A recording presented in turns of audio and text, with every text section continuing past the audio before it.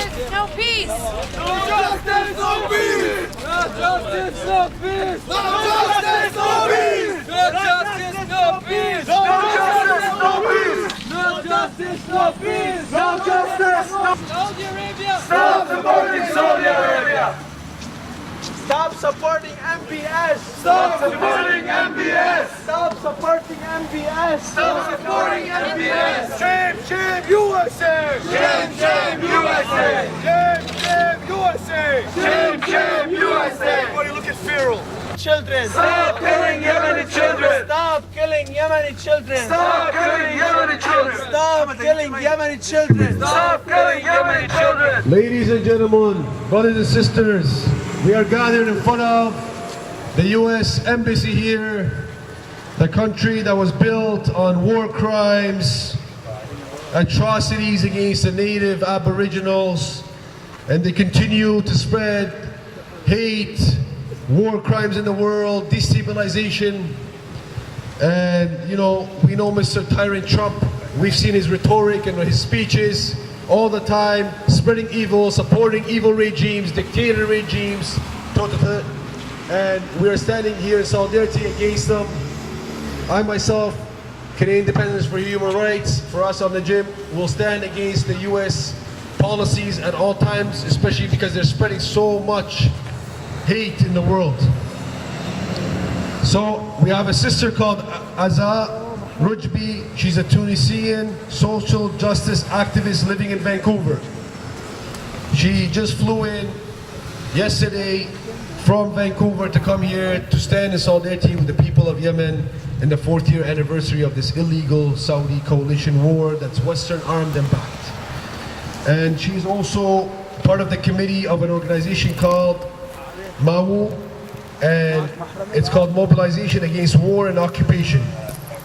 And she's also an author of an upcoming book called US and Saudi Arabia War on the People of Yemen.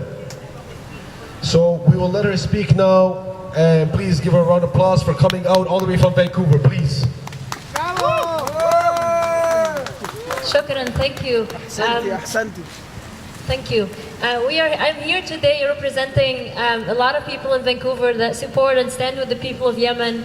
I'm representing Mobilization Against War and Occupation. We're an anti-war coalition mixed with a lot of workers, students, union, people from different communities.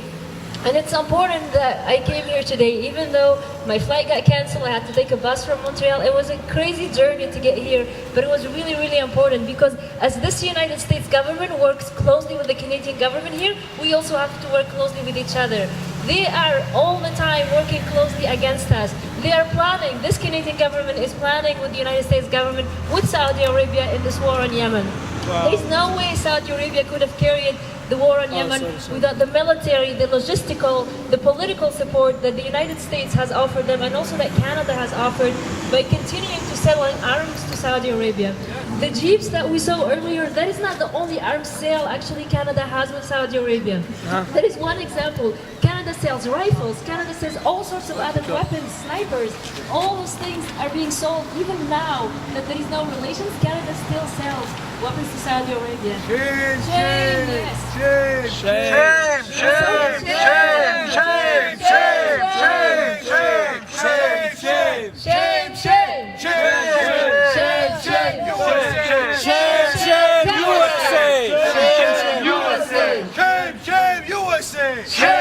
USA! Down, down, USA! Down, down, USA! Down, down, USA! Down, down, USA! This is very, as I was saying, this is our chance, us being here, us uniting, me from Vancouver coming all the way here. I heard some people from Toronto, from Montreal, from Kitchener. This is very important because we come to Ottawa, the hearts of politics. We're standing in front of the heart of the empire, the United States government, embassy in Canada.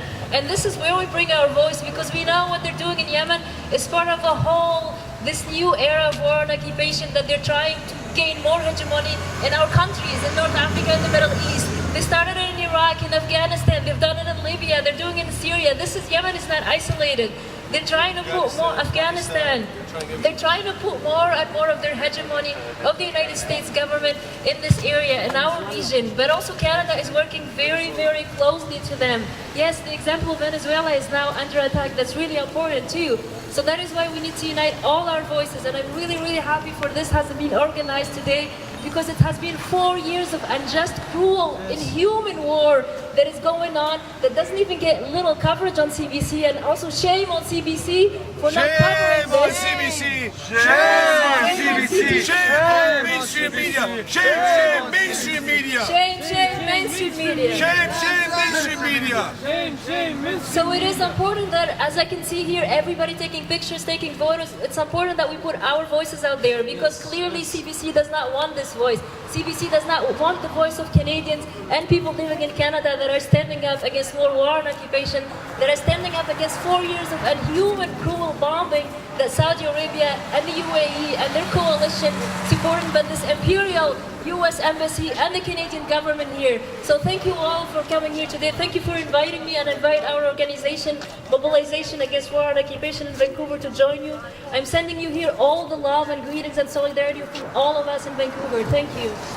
The people united will never be defeated! The people united will never be defeated. The people united will never be defeated! The people united will never be defeated. Stop arming Saudi Arabia! Stop arming Saudi Arabia. Stop arming Saudi Arabia! Stop arming Saudi Arabia. Stop killing innocent children! Stop killing innocent children. Stop killing innocent children! Stop killing innocent children. We are proceeding towards the Parliament Hill, and